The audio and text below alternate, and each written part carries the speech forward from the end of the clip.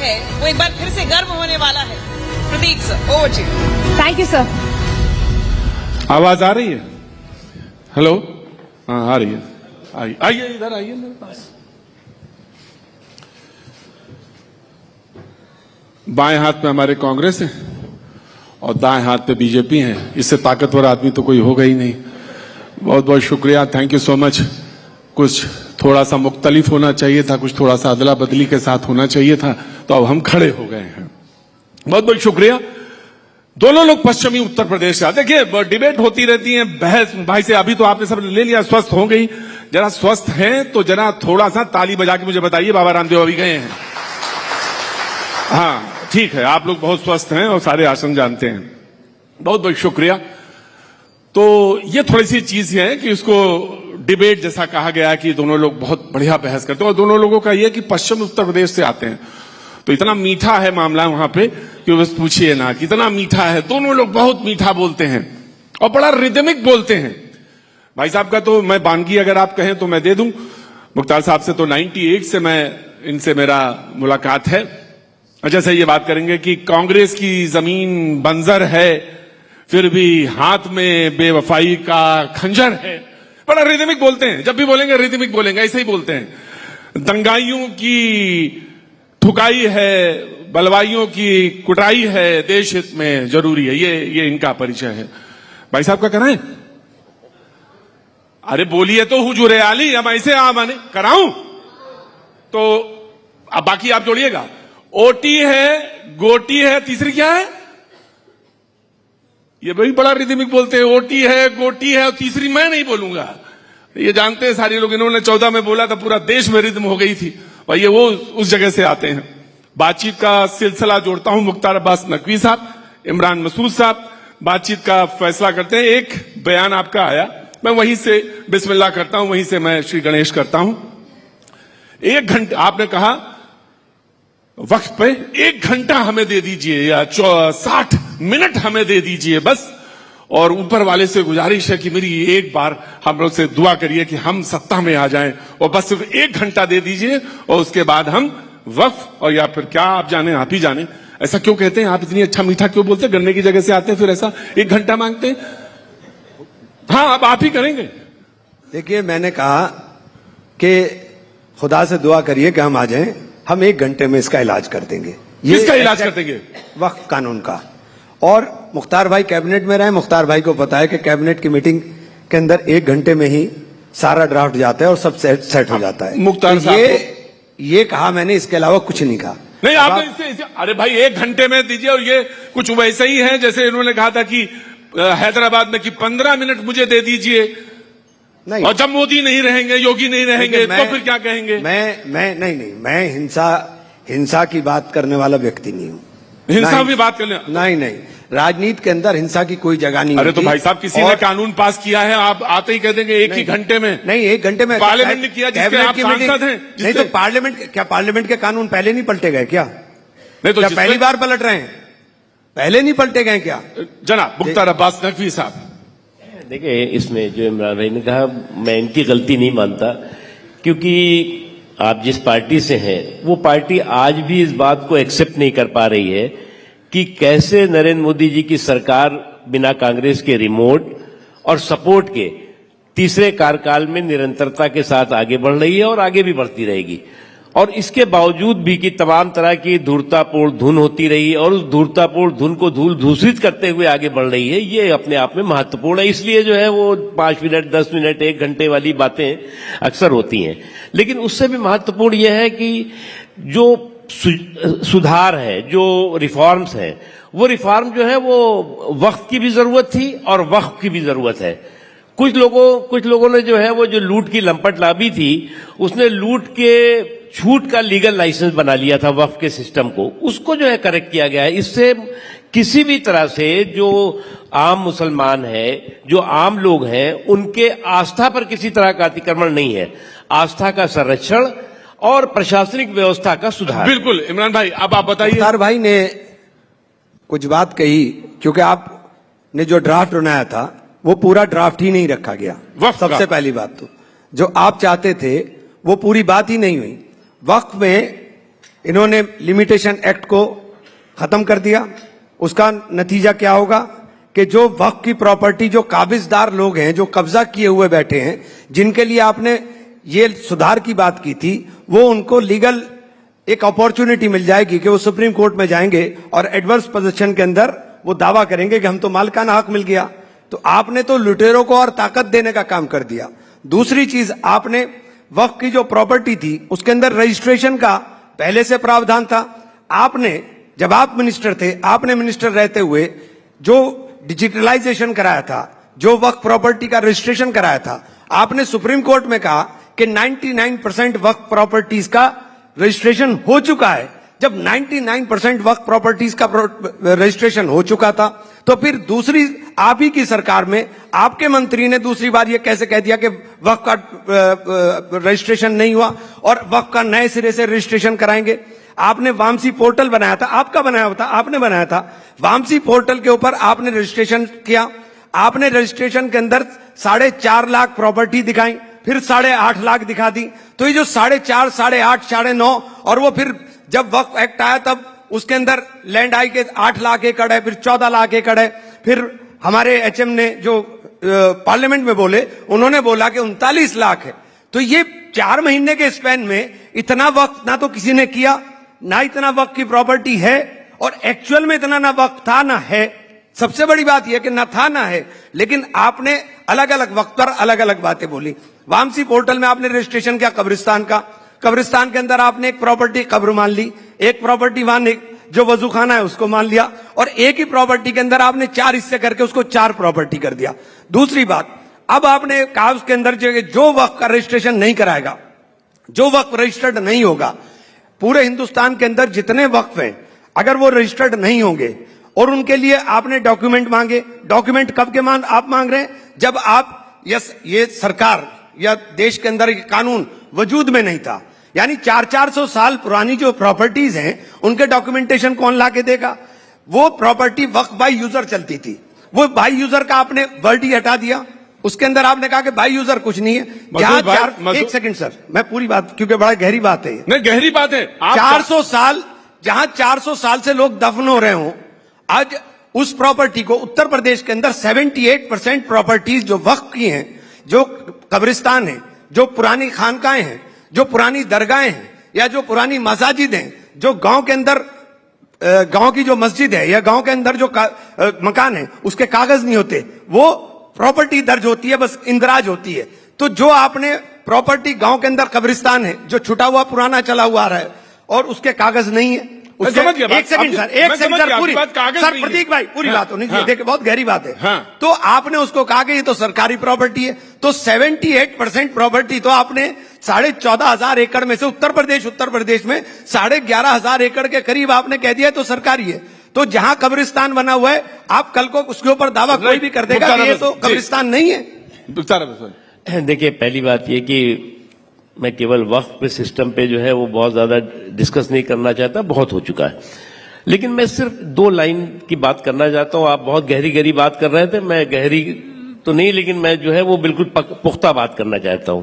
देखिए, जब हमारा देश का बंटवारा हुआ, हमारे देश के बंटवारे के बाद बड़ी तादाद में जो है यहाँ का मुसलमान जो है वो पाकिस्तान गया और वहां का हिंदू और सिख जो है यहाँ पर आया। जो पाकिस्तान यहाँ पर इसे गया मुसलमान, वो बहुत बड़ी तादाद में जो है वो यहाँ पर अपनी जमीन जायदाद खेत खलिहान छोड़ के गया। वहां से जो सिख और हिंदू आया, वो भी वहां पर जो है वो अपने तमाम तरह के जो जायदादें थी उनको छोड़ करके आया। जो यहां से गया मुसलमान, उसको वहां की सरकार, उस वक्त की सरकार ने उन जमीनों को, उन खेतों को, उन खलिहानों को, उन जगहों को जो है वो दे दिया जो यहां से जो है वो मुसलमान गया। वहां से जो आया, उस वक्त कुछ लोग कुछ उस वक्त जो एडमिनिस्ट्रेशन था उसने जो है वो कहा कि साहब ये जो है यहां से जो है मुसलमान छोड़ के गए हैं, इस पे आप रुक जाओ। फिर कहा कि आप यहां पर जो है वो ये दुकान है, यहां पर आप रुक जाओ। आज तक जो वहां पर सब कुछ अपना लुटा करके छोड़ करके आया, वो हिंदू या सिख जो है वो न किराएदार है, न मकान मालिक है, बल्कि इनलीगल ऑक्यूपेंट और एक अवैध कब्जे धारक के तौर से उसको ट्रीट किया जाता है, उसके ऊपर तलवार लटकी रहती है। मैं जो चीज कह रहा हूं, आपने सारी टेक्निकल चीजें करी, मैं आपको इस कार्यक्रम के जरिए जो है वो मुझे लगता है कि इस पे तो कभी अलग से डिटेल डिस्कस, आपको मैं यकीन दिलाना चाहता हूं, जो वक्फ का ये अमेंडमेंट एक्ट है, इसको टच मी नॉट मत बनाइए। ये जो है संसद का कानून है और संसद ने ही उसको ठीक किया है, एक चीज। दूसरी चीज, जो धार्मिक आपकी आस्था है उसका 100% संरक्षण है, जो प्रशासनिक व्यवस्था है उसका सुधार है। तीसरी चीज ये कि आपकी जो मस्जिदें हैं, जो आपके धार्मिक स्थल हैं, जो आपके जो है वो आस्था केंद्र हैं, वो पूरी तरह से 100% सुरक्षित है। लेकिन लूट की लंपट लाबी पर जो है वो उसके जो लीगल छूट का लाइसेंस था उसकी नाकाबंदी और तालाबंदी हुई और वो होके रहेगी। सर ने एक बात कही, मैं एक मिनट, आपने पूरे लाइन का डायरेक्शन चेंज कर दिया सर। मैंने अच्छा, वक्त प्रॉपर्टी, एक सेकंड सर, मैंने वक्त प्रॉपर्टी की बात करी, आपने एनिमी प्रॉपर्टी की बात शुरू कर दी। वक्त प्रॉपर्टी और एनिमी प्रॉपर्टी दोनों में फर्क है सर। मैं वक्त की बात कर रहा हूं। एनिमी प्रॉपर्टी बिल्कुल अलग है। और जो लोग पाकिस्तान, मैं वक्त की बात कर रहा हूं। एनिमी प्रॉपर्टी बिल्कुल अलग है। मैं वक्त की बात कर रहा हूं। और जो लोग पाकिस्तान गए, जो इन्होंने पाकिस्तान का बंटवारा करा, संपत्ति की नहीं बात कर रहा हूं, मैं वक्त संपत्ति की बात। जो पाकिस्तान गए, जिन्होंने पाकिस्तान का बंटवारा कराया, हम सबसे ज्यादा गुनाहगार उन लोगों को मानते हैं कि उन्होंने सबसे ज्यादा सत्यानाश किया।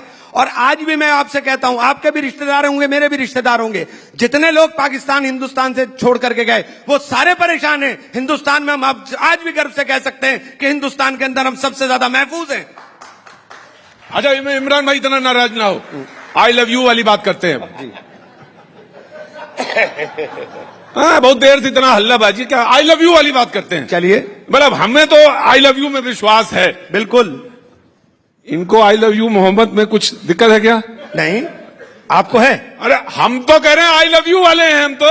नहीं, हमने ये पूछा, आपने कुछ बयान दिया आई लव यू मोहम्मद? मैंने बयान दिया, सुन लीजिए पूरा बयान। हाँ, बताइए। मैंने कहा कि मुसलमान अपने आप में इस बात की गारंटी है कि उसे मोहम्मद से मोहब्बत है, उसे दिखाने की जरूरत नहीं है, वो तो अपने आप में गारंटी है। ये क्या तमाशा देश में बना दिया कि आप मस्जिद के सामने खड़े होकर के पोस्टर लहराएंगे और पीछे से भीड़ चलेगी और एक अराजकता का नंगा नाच शुरू करा देंगे, क्या मतलब है? और पुलिस को, आपको गोली मारते हुए दर्द नहीं होता, आपको डंडा मारते हुए दर्द नहीं होता, आपके ऊपर मुकदमे लादते हुए दर्द नहीं होता। मैं आपका बयान पढ़ता हूं। कांवड़ यात्रा के दौरान रास्ते में पड़ने वाले ढाबों को तोड़ दिया जाता है, उसमें आग लगा दी जाती है, उन्हें लूट दिया जाता है। बयान सुनिए मेरा, अभी का बयान पूरा बयान बता रहा हूं मैं, ये भी बता रहा हूं पूरा बयान। तो देश में दो तरह के कानून होंगे। आप मुजफ्फरनगर से लेकर के और यहां दिल्ली तक कितने ढाबे तोड़े गए, वो मुसलमान के तो नहीं थे, वो तो हिंदू भाइयों के थे। कितने ढाबों पर तोड़फोड़ हुई। फतेहपुर के अंदर आप बैरिकेडिंग पुलिस की तोड़ करके अंदर घुस जाते हैं लोग, कब्रें तोड़ते हैं, झंडा लहरा देते हैं, लेकिन वहां ना डंडा चलता है ना लाठी चलती है, पुलिस को धक्का दे दिया जाता है। लेकिन बरेली में पोस्टर लहरा करके वो आगे चलते हैं तो लाठियों से हाथ पैर तोड़ दिए जाते हैं, बुलडोजर चल जाएगा और गोली मार दी जाएगी, टांग बेच के गोली भी मार दी। तो ये जो बात हो रही है, मैं कह रहा हूं, मैं उसको बिल्कुल किसी सूरत में जायज नहीं मानता कि आप पोस्टर लहरा करके आप हंगामा करें, लेकिन ये दो तरह के कानून चल रहे हैं। ये वजह क्या थी, क्यों दिल लहराया गया? गलत, तो लोग जानना चाहते हैं। गलत। मुसलमान की जरूरत नहीं है, मुसलमान तो अपने आप में गारंटी है इस बात की कि आपसे तो दो बातें क्यों कहते हैं? एक वो भी जोड़ देते हैं, आप ये भी जोड़ देते हैं कि दो तरह का। जो गलत है वो गलत कह रहा हूं, जो सही है वो सही कह रहा हूं। देखिए, मैं बताऊं, जो इमरान साहब कह नहीं पा रहे हैं, लव के नाम पर हेट का जो हारा हंगामा है उसको कोई भी जायज नहीं ठहरा सकता। आप लव के बैनर के नीचे और हेट का बवंडर करेंगे, कहेंगे कि प्यार का बैनर है और नफरत का बवंडर करेंगे, वो मुझे लगता है ठीक नहीं। और जहां तक सवाल है कि हर मुसलमान लव यू तो कह रहे हैं, कहता है, गर्व के साथ कहता है, लव यू तो कह रहे हैं, लव यू तो कह रहे हैं बस। देखिए, इस जो बात उन्होंने कही वो बात मैं भी उसको साफ तरीके से कहना चाहता हूं कि किसी को कोई आपत्ति नहीं है। आप जो है वो लव यू कहिए, मोहम्मद सल्लल्लाहु अलैहि वसल्लम कहिए, महादेव कहिए, मुल्क कहिए, मेरा मुल्क कहिए, कुछ भी कहिए, लेकिन जो है वो लव के नाम पर हेट का हारा हंगामा किसी भी रूप में स्वीकार नहीं है। मेरा देश अकेला देश है। सही बात है, बिल्कुल सही बात। एक मिनट, मेरा देश अकेला देश है। दुनिया में रहने वाला जो मुसलमान है उसमें जो है वो हर दुनिया के रहने वाले 10 मुसलमान में से 1 मुसलमान कहां रहता है? हिंदुस्तान में रहता है। जितने भी देश के दुनिया के इस्लामिक देश हैं, ज्यादातर इस्लामिक देशों से ज्यादा इस्लाम के मानने वाले भारत में रहते हैं। यहां पर जो है वो लाखों की तादाद में मस्जिदें हैं जहां पर जो है वो मुसलमान अपने जो है वो धार्मिक जो उनके आस्था है उसका वो करता है, नमाज पढ़ते हैं, प्रैक्टिस रोजा करते रखते हैं। हैं। हाँ। तो इसलिए किसी को कभी कोई आपत्ति नहीं है। और ये मुल्क जो है मेरा पंथ निरपेक्ष इसलिए है कि इस देश का बहुसंख्यक पंथ निरपेक्ष संस्कार से तौर से है और उसकी सोच है, और वो है हिंदू। अगर हिंदू इस देश में बहुसंख्यक न होता तो हमारा देश पंथ निरपेक्ष नहीं हो सकता था, हमारा देश भी कोई इस्लामिक झंडा लेकर के घूम रहा होता है। यह सच्चाई है, इस हकीकत को मानना पड़ेगा। जब हमारा देश बटा है तो एक तरफ पाकिस्तान था और एक तरफ हिंदुस्तान। पाकिस्तान की आबादी मुसलमानों की थी जिन्होंने इस्लामिक झंडा फहराया। हिंदुस्तान जो है वो हिंदुओं का बहुसंख्यक देश था, इसने जो है पंथ निरपेक्षता का झंडा फहराया।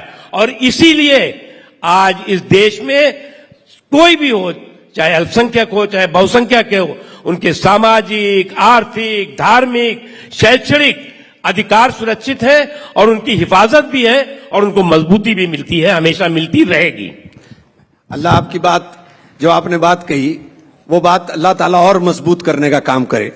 ये बात सही है कि मुल्क के अंदर हम लोग जो पाकिस्तान लोग चले गए थे वो आज भी बर्बाद हैं। आज आप पता कर लीजिए, आज भी मुहाजिर हैं, उन्हें रहने का अधिकार नहीं है। हमारा देश बड़ा, हमारी संस्कृति का हिस्सा है ये कि हम सहिष्णु हैं, हम लोग स्वीकार करने वाले लोग हैं, हम लोग नफरत वाले लोग नहीं हैं, हम लोग नफरत की जबान नहीं जानते, हम मोहब्बत की बात करने वाले लोग हैं। और हिंदू और मुसलमान चाहे कोई भी, सिख ईसाई कोई भी हो, हम लोगों ने पूरे मुल्क को एक मान करके सब लोगों ने तरक्की के रास्ते की बात की। जो नफरत की बात करते हैं उनका कल भी कंडम कर रहे थे और आज भी कंडम करते हैं। तो फिर सबसे पहला अख्तियार किसका है? जो इस देश के अंदर, जो इस देश का वासी है उसका इख्तियार है। इस देश में रहने वाले प्रत्येक नागरिक का इख्तियार है। याद दिलाया था आपको। जो इस देश में रहने वाला है उस प्रत्येक नागरिक का इख्तियार है। जो इस देश के अंदर पैदा हुआ है वो इस देश का नागरिक है। और इस देश का नागरिक हिंदू है, मुसलमान हो, किसी भी जाति का, किसी भी धर्म का हो, सब बराबर है। बाबा साहेब भीमराव अम्बेडकर ने जो संविधान लिखा था उसके अंदर सबको बराबरी का अधिकार दिया था। देखिए, मैं मानता हूं एक चीज समझना चाहिए।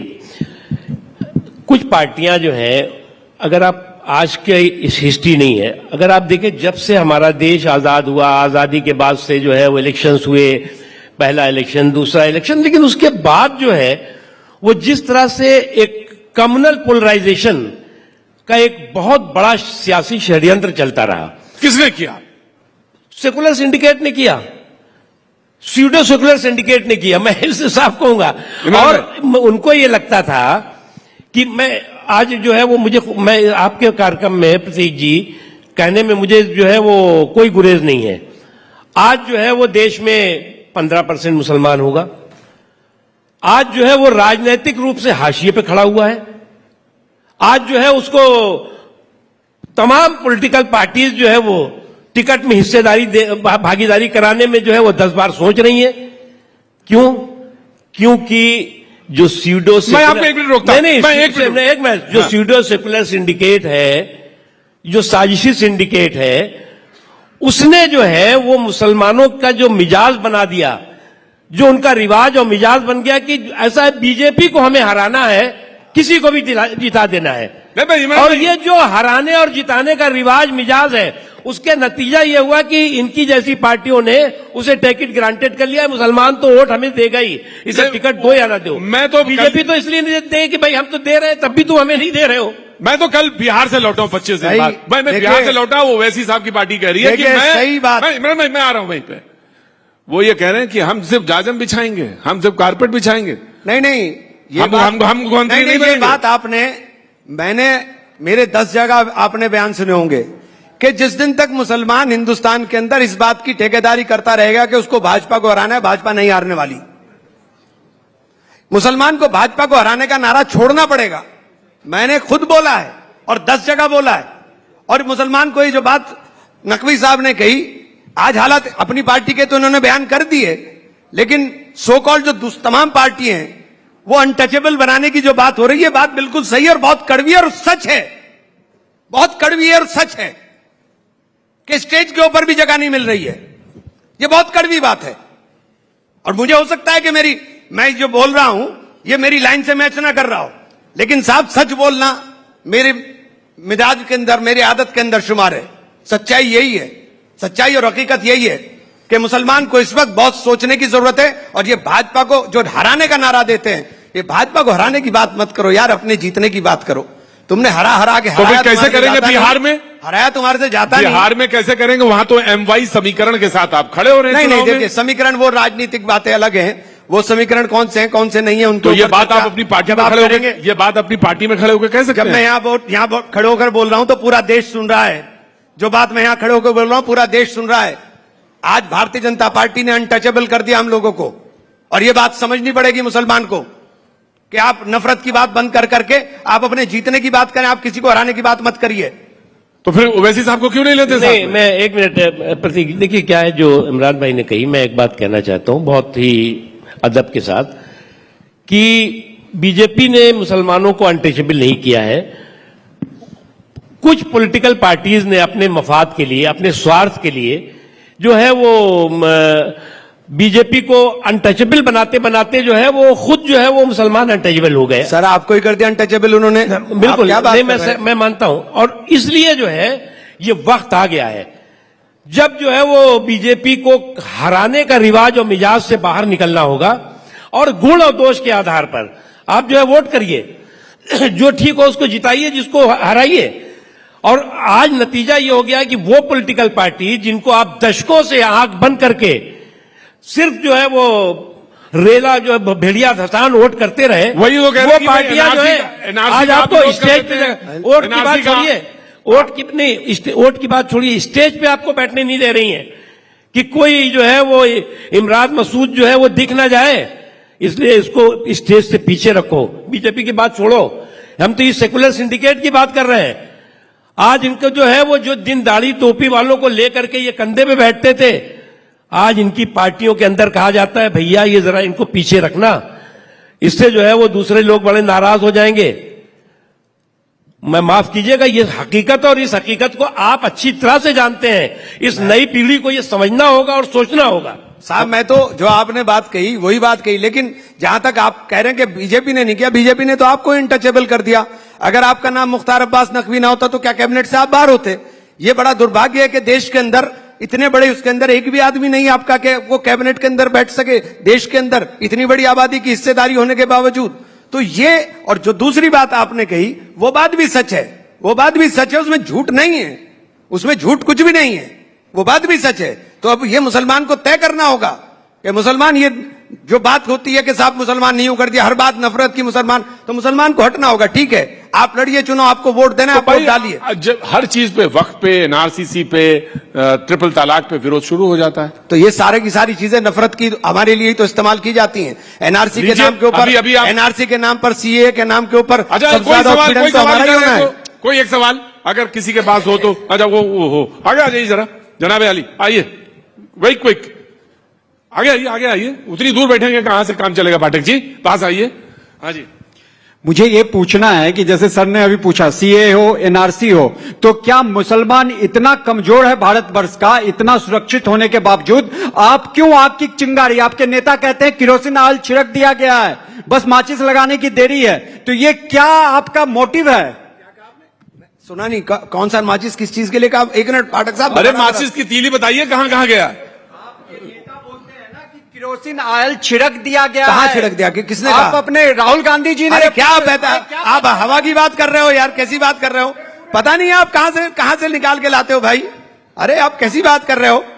आपने CA NRC के नाम के ऊपर सिर्फ नफरत ही तो परोस रहे हो, ये आपका एजेंडा है, यही चलाना चाहते हो आप, इसके अलावा क्या है? आप बताओ, आपने घुसपैठिया करके आपके चीफ मिनिस्टर कहते हैं कि डेमोग्राफी चेंज हो गई, तो डेमोग्राफी चेंज हो गई, डेमोग्राफी कोई एक दो लाख से तो चेंज नहीं होगी, उसमें करोड़ 2 करोड़ होंगे, तो बताओ कितने लोगों को आपने रिपोर्ट किया? आप बताओ, आपके पास कौन सी सूची है कि कितने घुसपैठिया है?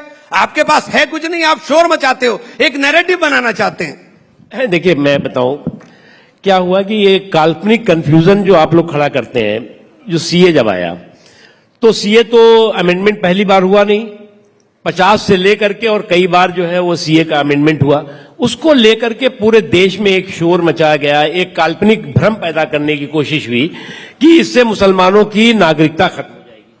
सीए भी आ गया, किसी की नागरिकता नहीं गई।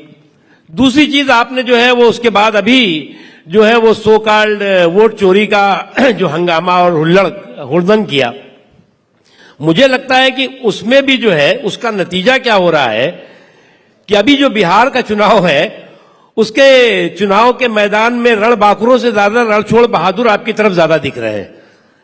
और अगर आपके रणबांकुरों से ज्यादा रणछोड़ बहादुर दिखाई पड़ेंगे तो फिर जब रात है इतनी मतवाली तो सुबह का आलम क्या नकवी होगा? साहब, नर्वस तो आपकी तरफ भी लोग हैं काफी, नर्वस तो आपकी तरफ भी हैं लोग। नहीं, बिल्कुल नहीं। देखिए क्या है कि बीजेपी एनडीए जो है वो पूरी मजबूती के साथ, नीति भी स्पष्ट है, नेतृत्व भी सामने है।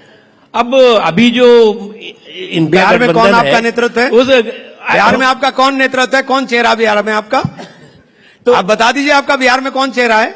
नीतीश कुमार जी, हाँ? नीतीश कुमार। आप मैंने दावे से कह रहे हैं, सब नीतीश आप दावे कुमार- से कह रहे हैं कि नीतीश कुमार जी चेहरा है और देश के चेहरे के रूप में सर, ये आप नरेंद्र भी मोदी जानते जी हैं, मैं हैं। भी जानता हूं कि वो नहीं एक है। चीज- दूसरी चीज जहां तक इनका सवाल है, इनके यहां जो है इस गठबंधन की गाड़ी में जो ड्राइवर है वो तो अनाड़ी है, पैसेंजर सारे खिलाड़ी हैं। तो अब ये गठबंधन की गाड़ी कहां गिरेगी, कहां जाएगी, किस गढ़ में जाएगी?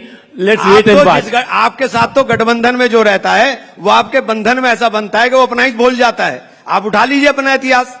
अभी इस चुनाव के बाद नीतीश कुमार कहां जाएंगे वो उनको भी पता, और ये आपको पता होगा। भाईजान- आपके जितने गठबंधन के साथी थे सबको तो आप एक एक करके निकल गए, भाईजान आपने ने- छोड़ा किसको है? भाईजान देखिए, बात दरअसल ये है कि न्यूज 18 की ये जो गाड़ी है जिसमें चल रहे हैं आप दोनों लोग बैठे हैं, वो आधा घंटा लेट चल रही है। तो उधर से आवाज आई कि प्रतीक जी आप इसको वाइंड अप कर दीजिए, ज्यादा आग लगाने की जरूरत नहीं है, आपका ये नेचर भी नहीं है। आई लव यू मैं आपसे भी कह रहा हूं और आपसे भी कह रहा हूं। Thank you very much. बहुत बहुत शुक्रिया, थैंक यू सो मच, बहुत बहुत शुक्रिया, Thank you. Thank you, thank you. आइए आगे आइए।